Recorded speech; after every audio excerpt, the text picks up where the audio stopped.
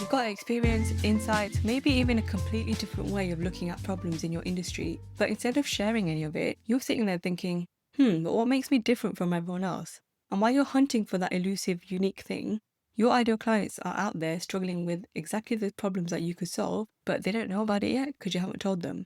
If you're new here, hello and a very warm welcome to Quiet Confidence with myself, Anita Popat. I'm a marketing strategist for introverts, and today we're going to talk about why you need to stop looking for that unique selling point and do these things instead.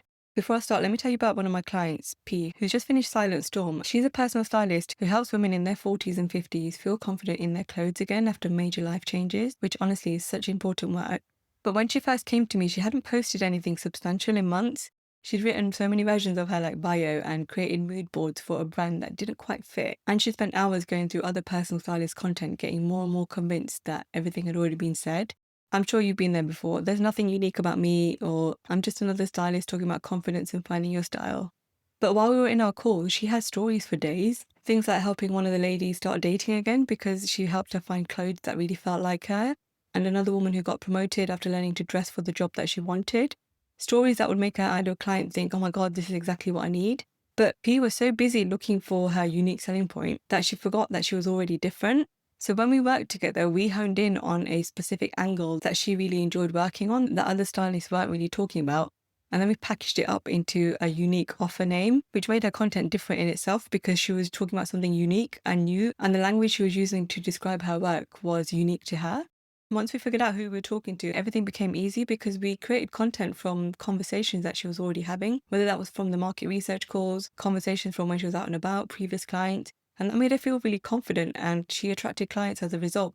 And it's the same with your business. Like, your value isn't in being the first person to ever think about something. It's in being the right person for your particular audience. So you're probably thinking, what should I focus on instead then, Anita? Well, I'm glad you asked. I'm going to tell you. Firstly, focus on your unique lens.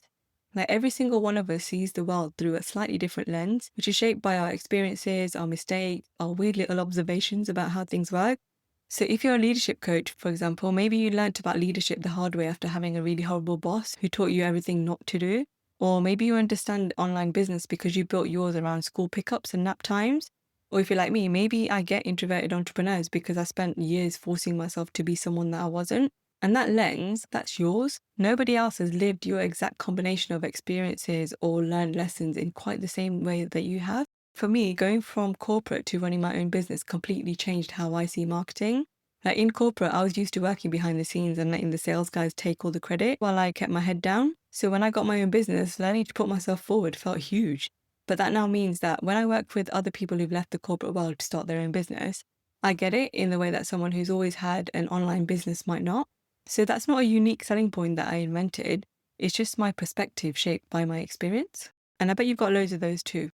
The second thing is to focus on your stories. So the way you tell stories, the examples you choose, the moments that stick with you, these are inherently yours. So two coaches could teach exactly the same framework, but the stories they tell to illustrate it will be completely different.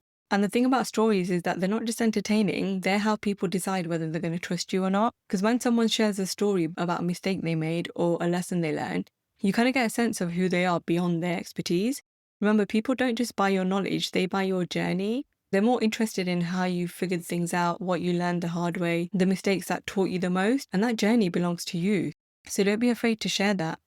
Thirdly, and I don't know if people think about this enough, is focus on how you make people feel. This is where as introverts have a massive advantage, and I'm not just saying that because I am one.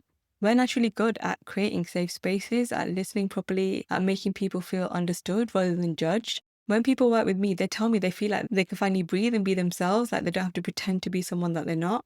And that's not because I've invented some revolutionary approach to marketing. It's because I create an environment where people feel safe to be themselves, and that naturally brings out the best of them and energizes them to show up in their marketing. So what feeling do you create for the people around you? And that feeling is your differentiator. And then finally, focus on your values in action. So everyone says they value authenticity or integrity or whatever, but how do these values actually show up in how you work? Like, for me, protecting people's energy is huge. So that shows up everywhere. In how I structure my programs, in the fact that I'll tell someone they're not ready yet if I think they need to sort other things out first, or in the way that I encourage people to batch their content instead of showing up every single day. All of these little things aren't unique values, but the way I apply them is specific to how I work with people. So pick something that you genuinely believe about your industry or something that makes you a bit frustrated, and then share that belief through a story. Maybe a time that you learned the hard way, or a client breakthrough, or just an observation about the way you think things happen the way that they do. And don't worry about whether it's been said before, because it probably has, but it hasn't been said by you in your words from your experience.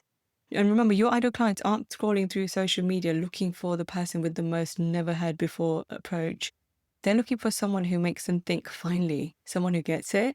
And why can't that someone be you? Not because you've invented something brand new, but because you're willing to share your genuine thoughts and experiences in a world full of people saying what they think they should say. So stop looking for your unique selling point and start sharing your authentic point of view. And trust me, that's where the real connection happens.